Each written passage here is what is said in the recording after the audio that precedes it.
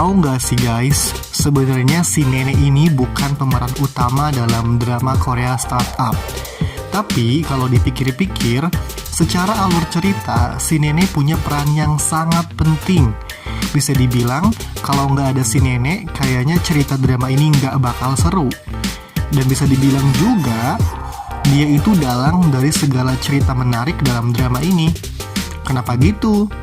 Nih, ada 6 fakta bahwa nenek Sodalmi ini adalah awal keajaiban dari segala cerita dalam drama startup ini.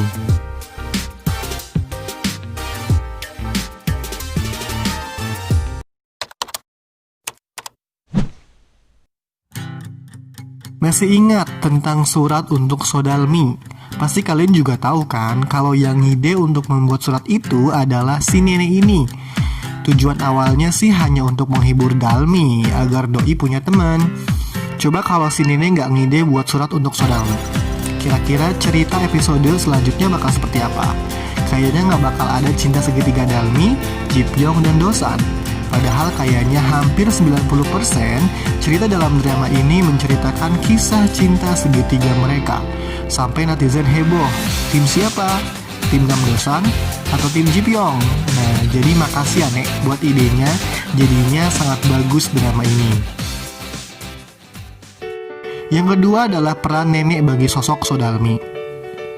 Setelah Dalmi ditinggal keluarganya, coba siapa yang menjaga Dalmi sampai tumbuh dewasa menjadi wanita yang kuat dan pemberani? Bagi Dalmi, neneknya adalah segalanya. Bahkan menariknya, perkataan si nenek ini sering jadi inspirasi dan motivasi Dalmi dalam mengembangkan bisnisnya. Ingat perkataan si nenek dalam episode 15 nggak? Saat itu Dalmi kebingungan, ikut tender apa enggak? Neneknya yang buta sambil buat adonan bilang, gimana lagi, meski dengan mata tidak bisa melihat, dia harus tetap buat adonan corn dog agar tetap bisa berjualan. Nah dari situ Dalmi langsung kepikiran, dia juga harus mencoba ambil tender project mobil kendali otomatis itu. Jadi si nenek ini adalah sumber inspirasi Dalmi dari kecil sampai ia dewasa. Kenapa sih Han Ji-pyong mau bela-belain melindungi Sodalmi terus-terusan? Nih semuanya berawal dari sini. Kebaikan-kebaikan yang si nenek kasih ke dia membuat dia tersentuh.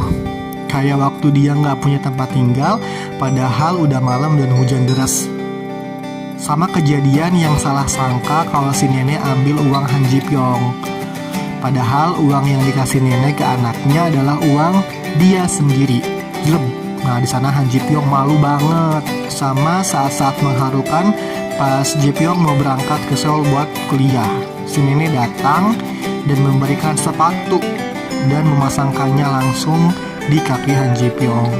Itu kenapa Han Ji-pyong merasa sangat berhutang budi. Akhirnya dia mau bantu si nenek apapun itu, termasuk melindungi si Dalmi. Meski pada ujungnya dia suka juga sih sama si Dalmi.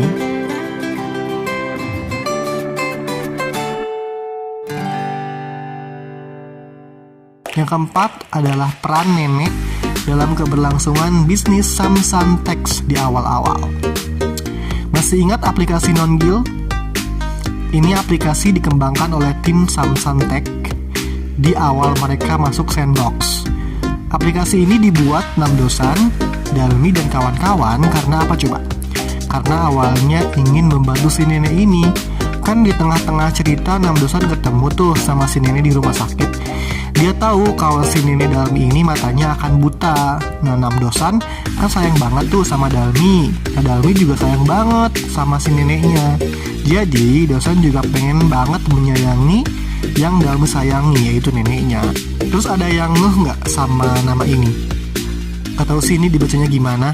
Cheongmyeong. Nama ini adalah nama warung kondok si nenek.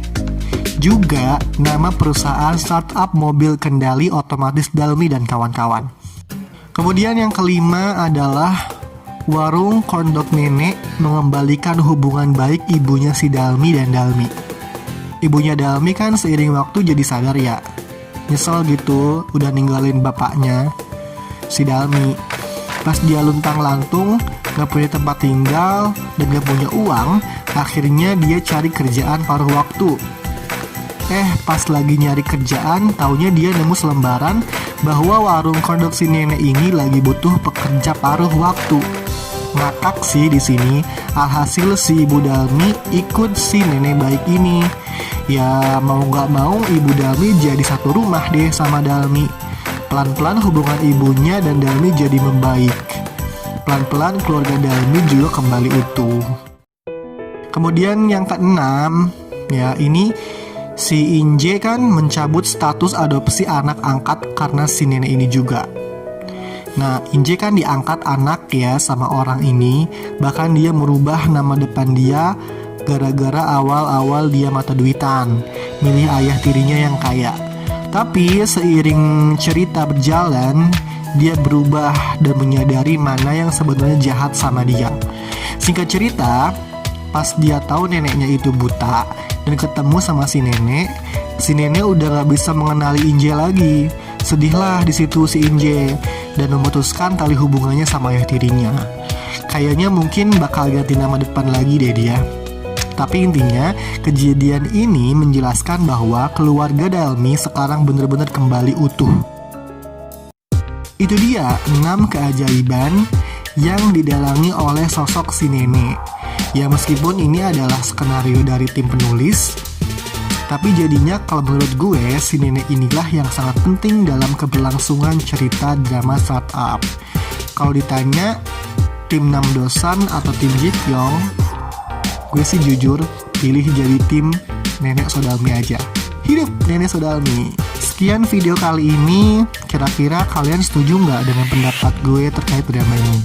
Coba tuliskan di kolom komentar ya. Jangan lupa like dan subscribe juga. Terima kasih. Selamat berjumpa di video selanjutnya.